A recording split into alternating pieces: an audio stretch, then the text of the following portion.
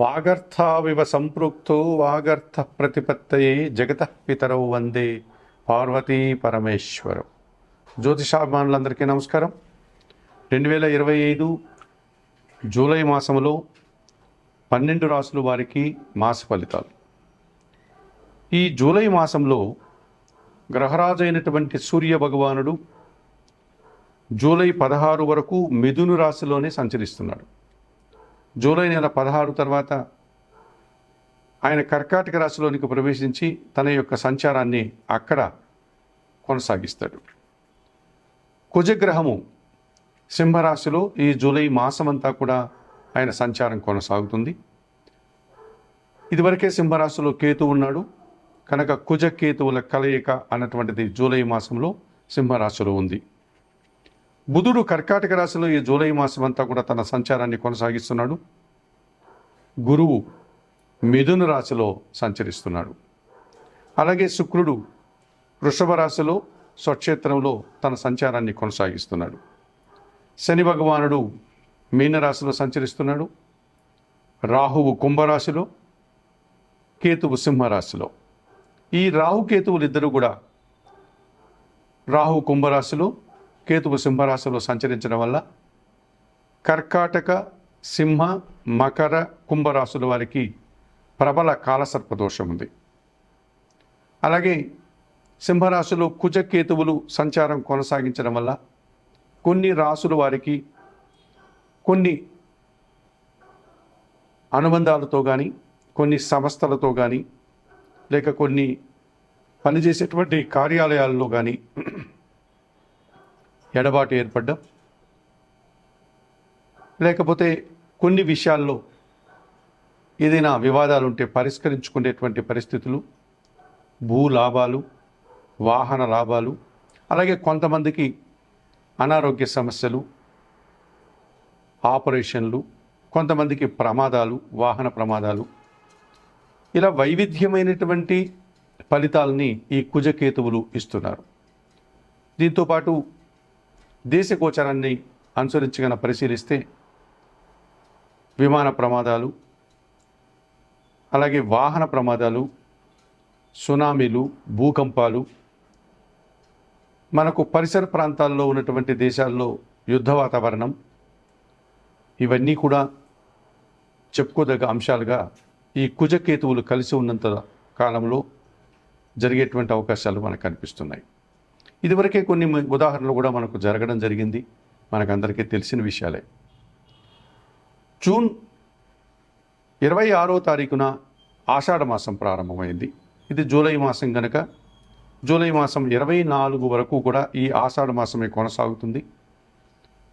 ఆషాఢ మాసంలో నూతన వధూవరులను ఒకే ఇంటిలో ఉండకుండా వేరు చేసేటువంటి సాంప్రదాయం కూడా మనకుంది. నూతన వధువును వారి అమ్మగారింటికి అనగా పుట్టినింటికి పంపించడం, అలాగే అల్లుణ్ణి అత్తగారింటికి రాకుండా చూసుకోవడం అనేటువంటి సాంప్రదాయాలు కూడా మనకు ఆషాఢ మాసంలో కనిపిస్తుంది. ఈ ఆషాఢ మాసంలో మహాలక్ష్మీదేవికి, మహావిష్ణువుకి పూజలు నిర్వర్తించి విశేషమైనటువంటి కొన్ని ఫలితాలను, పుణ్యఫలాలను అందుకునేటువంటి సాంప్రదాయం కూడా మనకుంది. అలాగే ఆషాఢ మాసంలో ఉగ్రదేవతార్చన కార్యక్రమంలో భాగంగా వారాహి నవరాత్రులు ప్రారంభించి ఆ కార్యక్రమాలు కూడా నిర్వహించేటువంటి ఆనవాయితీ ఉంది. ఇక 25వ తారీఖున జూలై నెల 25వ తారీఖున శ్రావణ మాసం ప్రారంభమవుతుంది. ఆధ్యాత్మిక విషయాలకు కానీ, భక్తికి సంబంధించినటువంటి విషయాలలో కానీ చాలా పవిత్రమైన మాసంగా మనము ఈ శ్రావణ మాసాన్ని పరిగణిస్తూ ఉంటాం. శ్రావణ మాసంలో మనకు శివకేశవుల భేదం లేదు కనుక శివపార్వతుల పూజలు, అలాగే మహావిష్ణువు, మహాలక్ష్మీదేవుల పూజలు నిర్వహించేటువంటి సాంప్రదాయం ఉంది. శ్రావణ మాసంలో ప్రతిరోజు కూడా పవిత్రంగా భావించేటువంటి పరిస్థితి మనకు కనిపిస్తుంది. శ్రావణ సోమవారాల్లో, అలాగే శ్రావణ శుక్రవారాలు, పౌర్ణమి రోజు, వరలక్ష్మి మహావ్రతం, ఇలా అనేకమైనటువంటి పర్వదినాలు శ్రావణ మాసంలో మనకు వస్తాయి. అటువంటి పవిత్రమైన శ్రావణ మాసం కూడా మనకు ఈ జూలై మాసంలో ప్రారంభమవుతుంది. ఇన్ని వైవిధ్యమైనటువంటి ప్రత్యేకతలను సంతరించుకున్నటువంటి ఈ జూలై మాసంలో. ఇప్పుడు 12 రాసుల వారి యొక్క మాస ఫలితాలు ఎలా ఉన్నాయో తెలుసుకోపోదాం. 2025 జూలై మాసంలో సింహరాశి వారి యొక్క మాస ఫలితాలు. ఈ సింహరాశి వారికి 2 గ్రహాలు మాత్రమే అనుకూలంగా సంచరిస్తున్నాయి. మిగతా 6 గ్రహాలు ప్రతికూలంగా సంచరించే పరిస్థితి కనిపిస్తుంది. ఈ 2025 జూలై మాసం సింహరాశి వారికి చాలా గడ్డు కాలంగా, కష్టమైన కాలంగా చెప్పుకోవచ్చు. 2025 జూలై మాసంలో సింహరాశి వారికి జన్మరాశ్యాధిపతి అయినటువంటి ఈ సూర్య భగవానుడు జూలై నెల 15 వరకు లాభములో అనగా మిథున రాశిలో ఉంటాడు. ఆ తర్వాత ఆయన కర్కాటక రాశిలోకి రావడం వల్ల ఆయన కూడా ప్రతికూలంగా మారుతాడు. జూలై నెల 15 వరకు ఈ సూర్య భగవానుడు మిథున రాశిలో సంచరించడం వల్ల అధికారుల అండదండలతో మంత్రి పదవులు అందుకోగలుగుతారు.